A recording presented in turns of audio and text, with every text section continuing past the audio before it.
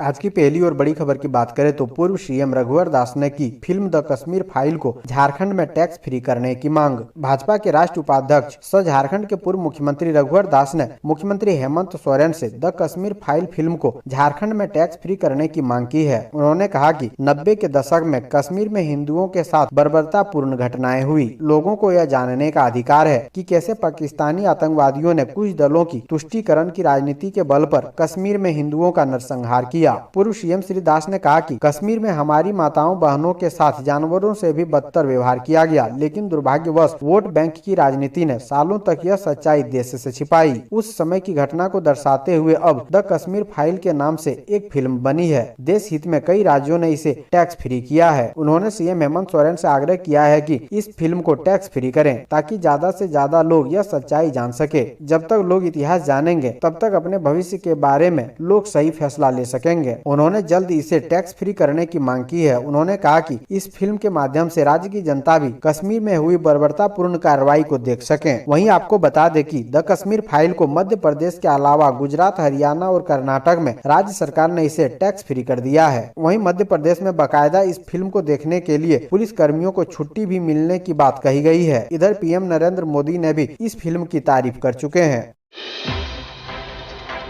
अगली बड़ी खबर की बात करें तो रांची में पुलिस और पोषण सखियों के बीच झड़प, कई घायल। झारखंड में पोषण सखियों का अपनी मांग को लेकर लगातार विरोध प्रदर्शन जारी है। इसी को लेकर राजधानी रांची में सैकड़ों की संख्या में पोषण सखियों ने विरोध प्रदर्शन किया है। पोषण सखी को रोकने के लिए विधानसभा और जगन्नाथपुर रोड के बीच कई बैरिकेड लगाए गए थे। इस बीच मुख्यमंत्री का काफिला रोकने की कोशिश कर रहे पोषण सखियों के साथ पुलिस की झड़प हुई है, जिसमें कई पोषण सखियों को हल्की चोटें आई है। अगली बड़ी खबर की बात करें तो झारखंड में मैट्रिक इंटर की परीक्षा 24 मार्च से 7 लाख परीक्षार्थी होंगे शामिल। झारखंड एकेडमिक काउंसिल के तहत मैट्रिक और इंटरमीडिएट की परीक्षा 24 मार्च से शुरू हो रही है। इस परीक्षा में करीब 7 लाख परीक्षार्थी शामिल हो रहे हैं। इस परीक्षा को लेकर सभी तैयारी करीब करीब पूरी हो गई है। वहीं इस बार दिव्यांग परीक्षार्थियों के लिए अलग से परीक्षा सेंटर की व्यवस्था की जा रही है। मैट्रिक और इंटरमीडिएट परीक्षा के सफल संचालन को लेकर सोमवार को रांची डीसी छवि रंजन की अध्यक्षता में बैठक हुई। इस बैठक में परीक्षा के सफल संचालन को लेकर जिला शिक्षा पदाधिकारी ने झारखंड अधिविद्य परिषद रांची द्वारा जारी निर्देशों की जानकारी दी। इस पर डीसी ने आवश्यक दिशा निर्देश देते हुए जैक द्वारा जारी निर्देशों को पालन की बात कही है। अगली बड़ी खबर की बात करें तो 2 साल बाद झारखंड में इस बार सरहुल में निकलेगी शोभा यात्रा। आदिवासियों ने की सरकार से ये मांग। प्रकृति पर्व सरहुल को लेकर तैयारियां शुरू हो गई है। पिछले 2 सालों से कोरोना के कारण शोभा यात्री नहीं निकाली जा सकी थी, लेकिन इस बार सब कुछ ठीक रहा तो 4 अप्रैल को भव्य जुलूस निकाला जाएगा, जिसकी तैयारी शुरू हो चुकी है। इसी तैयारी के सिलसिले में केंद्रीय सरना समिति के अध्यक्ष अजय तिर्की की अध्यक्षता में सिरोम टोली में धार्मिक सामाजिक संगठनों की बैठक हुई। बैठक में अजय तिर्की ने कहा कि कोरोना महामारी के मद्देनजर पिछले 2 वर्ष समिति की ओर से सरकार की गाइडलाइन का पालन करते हुए सिर्फ पूजा अर्चना कर सरहुल पर्व का आयोजन किया गया। इस वर्ष सरहुल के मौके पर भव्य आयोजन होगा। रांची के विभिन्न क्षेत्र से शोभा यात्रा निकाली जाएगी। अगली बड़ी खबर की बात करें तो ड्राइविंग लाइसेंस ऑनलाइन कराने का आखिरी मौका, 15 मार्च तक कर सकते हैं आवेदन। राजधानी रांची के वाहन चालकों के लिए परिवहन विभाग ने एक महत्वपूर्ण सूचना जारी की है। अगर आप अपना ड्राइविंग लाइसेंस ऑनलाइन करवाना चाहते हैं तो आपके लिए 15 मार्च 2022 तक शानदार मौका है। इसके लिए आप घर बैठे ही ऑनलाइन आवेदन कर सकते हैं। रांची जिला परिवहन पदाधिकारी प्रवीण कुमार प्रकाश ने मीडिया से बातचीत में कहा कि मैनुअल ड्राइविंग लाइसेंस को ऑनलाइन कराने के लिए यह बेहतर अवसर है। इसके बाद लोगों को मौका नहीं मिलने वाला है। लोगों की मांग को देखते हुए 15 मार्च तक ऑनलाइन आवेदन की तिथि बढ़ाई गई है। परिवहन विभाग किसी सूरत में 15 मार्च के बाद किसी भी व्यक्ति का आवेदन स्वीकार नहीं करेगा। उन्होंने लोगों से अपील की है कि अपना मैनुअल ड्राइविंग लाइसेंस ऑनलाइन करवाने के लिए हर हाल में आवेदन सुनिश्चित कर दें।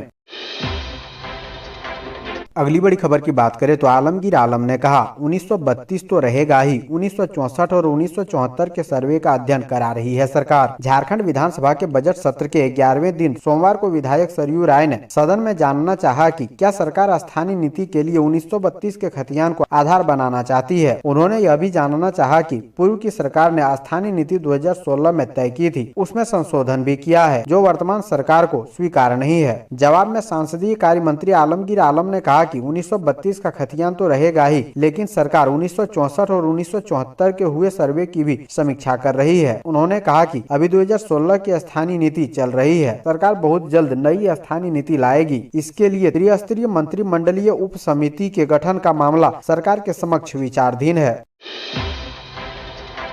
अगली बड़ी खबर की बात करें तो राज्य में करीब 2200 अल्पसंख्यक शिक्षकों के पद खाली, कैसे बनेगा बच्चों का भविष्य। गैर सरकारी सहायता प्राप्त अल्पसंख्यक प्रारंभिक एवं माध्यमिक विद्यालयों में पिछले 4 वर्षों से नियुक्ति प्रक्रिया बंद है। नियुक्ति नहीं होने के कारण पूरे राज्य भर में लगभग 2200 से अधिक अल्पसंख्यक शिक्षकों के पद रिक्त हैं। गुमला जिला के अल्पसंख्यक प्राथमिक विद्यालयों में 465 पद रिक्त हैं। कुल स्वीकृत पद 808 के विरुद्ध 111 वेतनिक और 10 अनुमोदक के प्रत्याशा में कार्यरत हैं। शिक्षकों के पद रिक्त होने से बच्चों के पठन पाठन पर प्रतिकूल प्रभाव पड़ रहा है। ज्ञात हो कि अल्पसंख्यक विद्यालयों में 11 दिसंबर 2018 को निदेशालय से जारी पत्र संख्या 1945 के आलोक में नियुक्ति प्रक्रिया बंद है।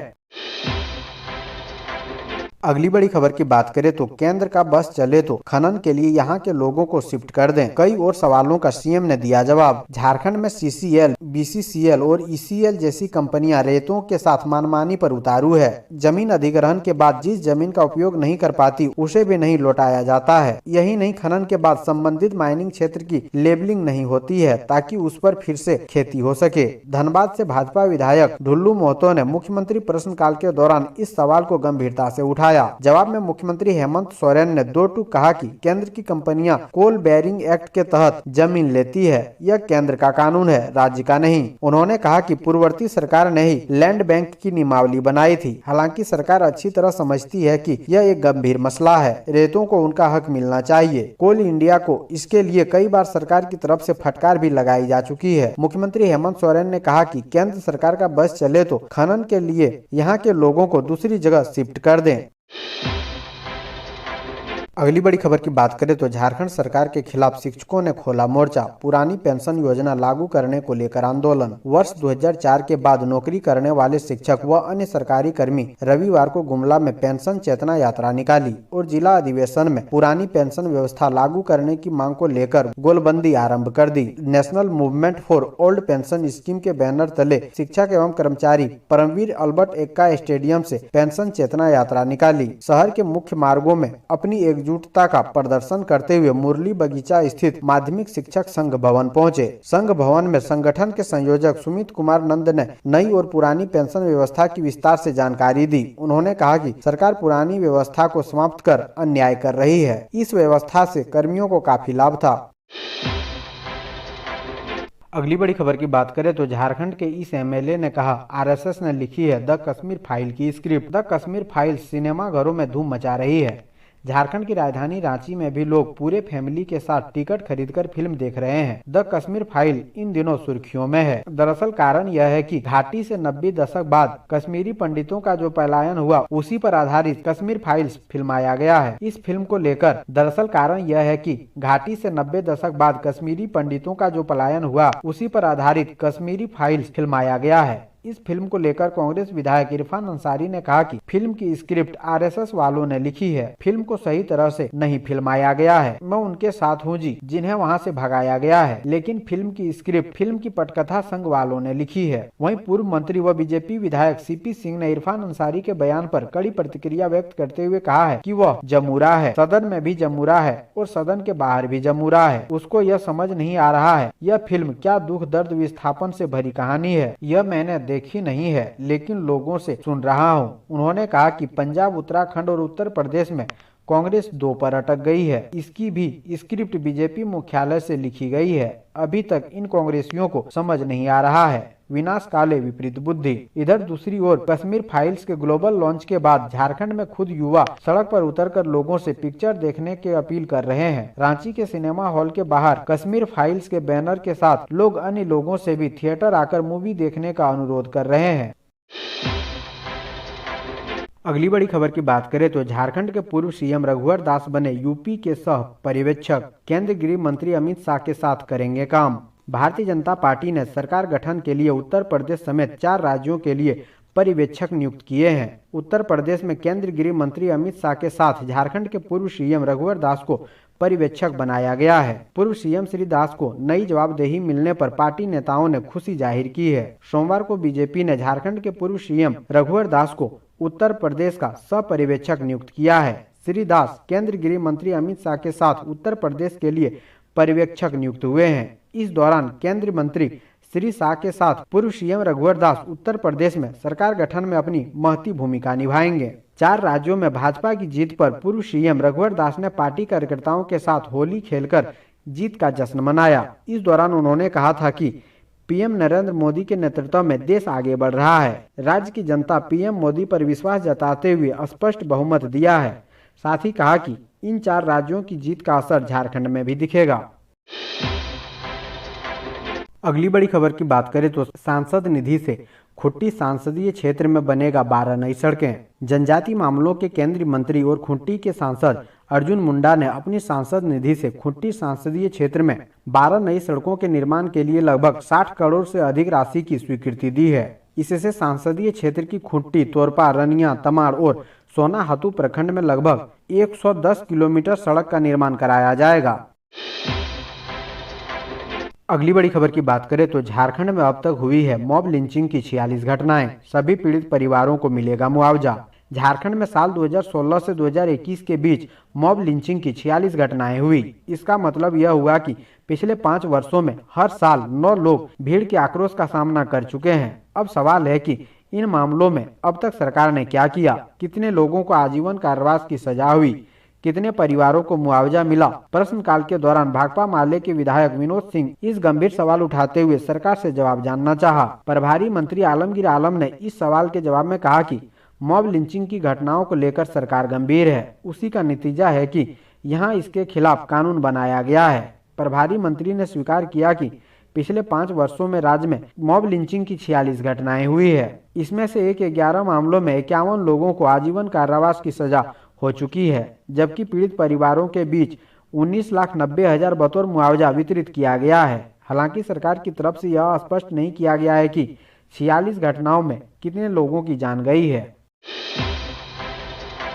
अगली बड़ी खबर की बात करें तो चतरा के लोगों को इलाज के लिए नहीं जाना होगा दूर। उप स्वास्थ्य केंद्र को किया गया अपग्रेड, मिला प्राथमिक स्वास्थ्य केंद्र का दर्जा। सामुदायिक स्वास्थ्य केंद्र इटखोरी के अंतर्गत 4 नए उप स्वास्थ्य केंद्रों का गठन किया गया है। इसमें 1 उप स्वास्थ्य केंद्र इटखोरी प्रखंड में तथा 3 उप स्वास्थ्य केंद्र गिद्धौर प्रखंड में बनाया गया है। पत्थलगढ़ उप स्वास्थ्य केंद्र को अपग्रेड कर प्राथमिक स्वास्थ्य केंद्र का दर्जा दिया गया है। सामुदायिक स्वास्थ्य केंद्र के प्रभारी चिकित्सा पदाधिकारी डॉक्टर सुमित कुमार जायसवाल ने बताया कि उपायुक्त अंजलि यादव ने इटखोरी प्रखंड के नवादा पंचायत के नवाडी गांव में तथा गिद्धौर प्रखंड के मरांगी, सिंधुवारी एवं पिंडारकोन गांव में नए उप स्वास्थ्य केंद्र के गठन का प्रस्ताव राष्ट्रीय स्वास्थ्य मिशन को भेजा था, जिसे मंजूर कर लिया गया है।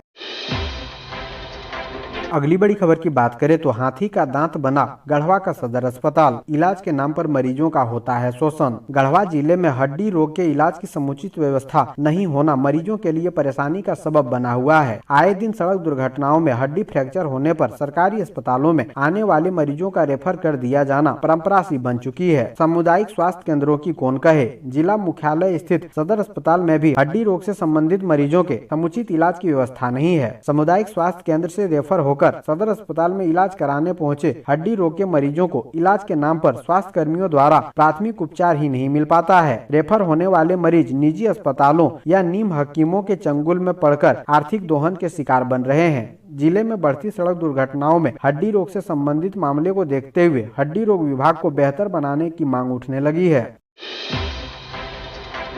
अगली बड़ी खबर की बात करें तो हेमंत सोरेन ने कहा, झारखंड में बिना ट्रिपल टेस्ट कराए सरकार जल्द कराएगी पंचायत चुनाव। झारखंड विधानसभा में सोमवार को मुख्यमंत्री हेमंत सोरेन ने कहा कि पंचायत चुनाव नहीं होने से राज्य सरकार को 700 से 800 करोड़ का नुकसान हो चुका है। उन्होंने कहा कि जिस ट्रिपल टेस्ट के बारे में हमेशा सदन में बात आ रही है, उसमें सुप्रीम कोर्ट के आदेश में कहीं यह नहीं कहा गया है कि ट्रिपल टेस्ट कराए बगैर पंचायत चुनाव नहीं होंगे। यदि ऐसा रहता तो ओडिशा, पश्चिम बंगाल, बिहार, तमिलनाडु, कर्नाटक, महाराष्ट्र में पंचायत चुनाव नहीं होते। झारखंड में 2021 से पंचायत चुनाव लंबित है। मुख्यमंत्री बजट सत्र के दौरान झारखंड विधानसभा में पंचायत चुनाव को लेकर पूछे गए सवाल का जवाब दे रहे थे। मुख्यमंत्री ने कहा कि विपक्ष इस मामले में दोहरी नीति अपना रहे हैं, चुनाव भी कराने के लिए दबाव बना रहे हैं और ट्रिपल टेस्ट भी कराने की बात करता है। मुख्यमंत्री ने दावा किया कि मुझे तो यह जानकारी मिली है कि विपक्ष चुनाव के लिए मुखिया को सड़क पर उतारने का माहौल बना रहा है। मुख्यमंत्री ने कहा कि विधानसभा में भी पिछड़ी जाति के कई सदस्य हैं, यहाँ कहाँ आरक्षण है। ट्रिपल टेस्ट कराने में समय लगेगा